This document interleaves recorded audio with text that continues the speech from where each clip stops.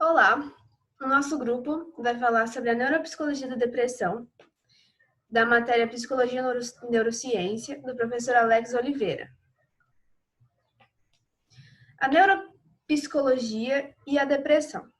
Qual é o papel da neuropsicologia? A neuropsicologia ela é uma ciência aplicada que vai visar estudar a repercussão da disfunção cerebral sobre comportamento e cognição.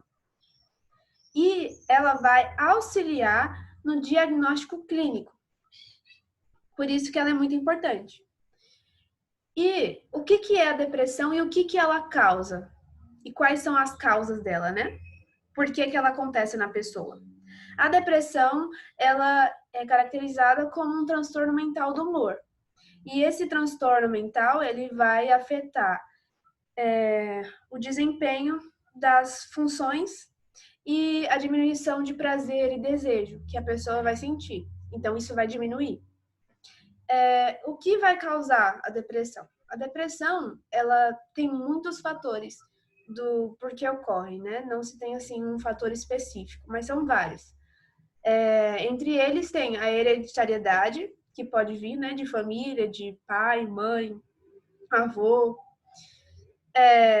Pode ser pelo uso de medicamento e uma situação que abala o emocional de uma forma muito forte. Isso pode também causar depressão.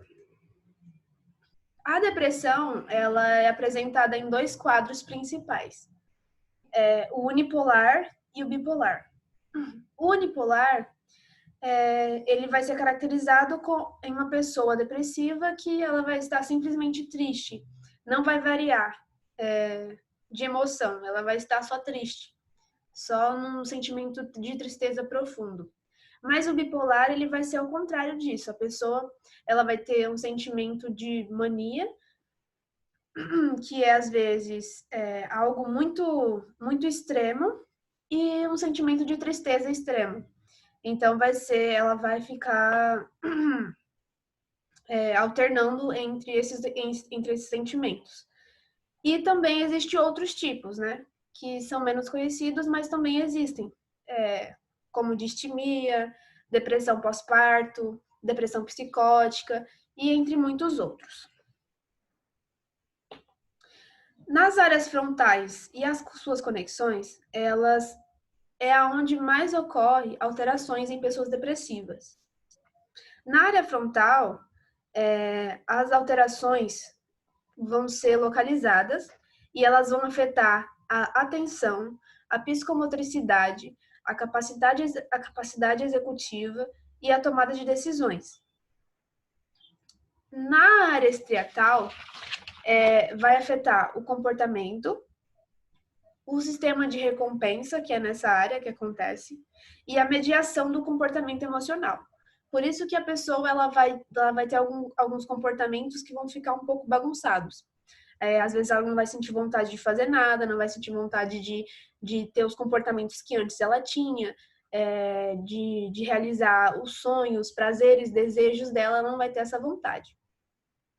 Na área frontal, vai ocorrer uma diminuição sanguínea que vai gerar uma diminuição no metabolismo e, consequentemente, uma alteração anatômica. Então, estudiosos falam que com a diminuição sanguínea dessa parte do cérebro, o cérebro ele vai diminuir de tamanho. Então, em pessoas depressivas que já tiveram depressão ou que têm depressão, essa área ela diminui. E eles dizem que depois essa área não volta mais ao normal, ela vai ficar diminuída. Só que não o tamanho, né, do cérebro, mas sim essa corrente sanguínea que acontece nessa parte. Ainda sobre algumas alterações em algumas áreas do cérebro, nós temos a rede atentiva, as áreas associadas com a rede atentiva e de orientação, elas vêm sendo muito estudadas, né, nos quadros de depressão. A rede atentiva, ela necessita de um estado de alerta. O tônus cortical, ele recebe os estímulos que chegam através dos órgãos sensoriais. A formação reticular, ela vai regular o estado de alerta e vai mediar os estímulos internos e externos. Numa pessoa com depressão, essas áreas elas são suprimidas e não vai ocorrer uma mediação das situações e os sentimentos eles vão ser intensificados. A amígdala está relacionada ao aprendizado emocional e é importante na relação emoção-comportamento. Em pessoas depressivas, ocorre um aumento de atividade emocional nessa região e acarreta uma redução do metabolismo cerebral interior e um aumento do metabolismo de glicose. Ocorre, então, um processo de ruminação intrusiva, que é quando a pessoa ela começa a ficar remoendo as situações que são vividas, né? Então, o depressivo, ele passa a remoer essas situações, porém, para ele é diferente porque é muito mais intenso. O depressivo, ele vai reviver essas situações de forma muito mais intensa, porque as emoções, elas acabam sendo, como eu falei anteriormente, muito intensificadas. E com esse processo de ruminação intrusiva, essas situações, elas acabam amplificando as emoções, exatamente porque ele é como se ele ficasse vivendo e revivendo isso. Né? Um depressivo, ele tem muito essa característica de ser aquela pessoa assim, melancólica mesmo, né?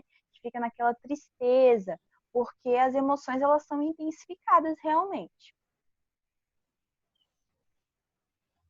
E o córtex temporal, há uma correlação entre a depressão e a alteração na regulação do eixo hipotálamo-hipófise, levando a efeitos adversos de hormônios de estresse que vão agir sobre o hipocampo e a amígdala. E isso vai fazer com que o depressivo muitas vezes perca o controle e fique muito agressivo. E tratando também sobre algumas implicações terapêuticas, a neuropsicologia ela deve ser considerada como um importante instrumento para a compreensão dos transtornos mentais, sendo de grande utilidade no processo de estruturação das intervenções terapêuticas mais diretivas para os déficits observados. Há aí uma busca de técnicas terapêuticas não medicamentosas que vista a estimular disfunções clínicas observadas em testes. E há também estudos que falam que terapia de grupo, fazer com que o depressivo ele possa interagir também com as pessoas, ter boas vivências, ajuda também. É uma prática de intervenção importante, que é uma técnica, seria uma técnica não medicamentosa no caso, essas terapias de grupo. O nosso grupo, ele é composto pelo Anderson, pela Ana, por mim, pela Emily e pela Jéssica. As nossas referências e nós agradecemos muito pela atenção. Tchauzinho!